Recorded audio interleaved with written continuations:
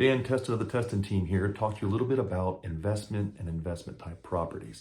So the last 4 to 5 years, if not longer, the market has primarily been going up in such a fashion that it's making it harder and harder for those that want to dip or put their toe in the water, so to speak, to find an investment property that makes sense financially to ultimately renovate it and then make a little bit of profit at the end of it. So, like I said, the last 4 to 5 years, we haven't really seen that because the market has just been on an upswing since the beginning of COVID. But right now, we're starting to see them come out. Sellers are definitely no more negotiable than we've ever seen, and there's enough to pick from out there that also makes sense. We've got one property specifically that came across our table that we really are excited about. I'd love to share it with you a little bit more. It's a real basic property. A lot of times when we're looking at investment properties, we're always looking at what we call the big four: the roof, the wiring, the plumbing, and the AC. If those things are in check, then we can focus on the other items that are the most cosmetic, meaning the kitchens and bathrooms, as that's where most of your money is always going to be made.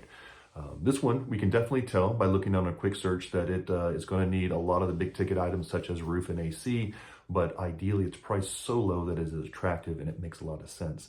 Now, the good thing about this particular property is that it is on the MLS like a traditional property. A lot of times your investors, when they go to pick up a property, they do off market, and also they'll do like courthouse step style purchase. And when you do that type of purchase, those are going to be cash only.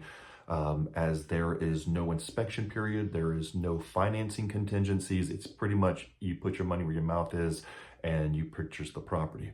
But like I said, if you can look at a house, unless it just needs to be bulldozed, for the most part, everything is always going to be fixable as long as it makes sense in the price. If you've got a house that's $100,000 underpriced, you can easily calculate the price of a roof, AC, real quickly, and then focus on all the cosmetic, paint and flooring type of stuff.